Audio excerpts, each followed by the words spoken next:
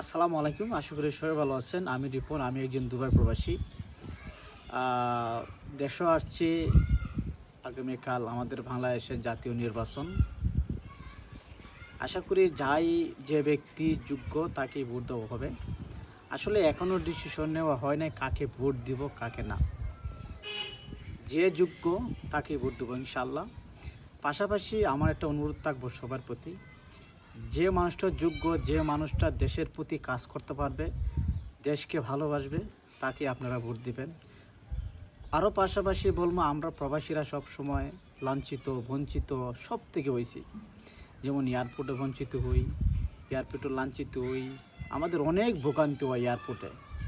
এটা দেখার মতন কেউ নাই। সবসময় সবাই বড় বড় কথা বলে আমরা প্রবাসীদের পাশে আসি, প্রবাসীদের পাশে থাকবো, বাট বাস্তবে কেউ এগুলো করে না।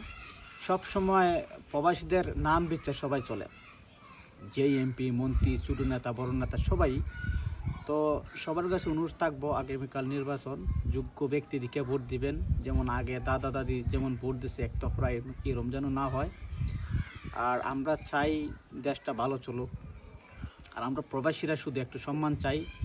আমরা কোনো কার কাছে টাকা পয়সা চাই না, আমরা আরও টাকা দিই। তো আমরা একটা মুক্তিযোদ্ধা, প্রবাসী মানে একটি যোদ্ধা। তো দেশের সচল অর্থনীতির দিকে আমরা একটা মুক্তিযোদ্ধা। তো আমরা প্রবাসী সবসময় একটু আপনাদের কাছ থেকে একটু সম্মান চাই, ভালোবাসা চাই, আর কিছু চাই না। আর আগামীকালকে যেন নির্বাচনটা সুস্থ হয় এবং ভালো হয় এই প্রত্যাশাটা করি। আর সবার কাছে দোয়া যাচ্ছি। আসসালামু আলাইকুম।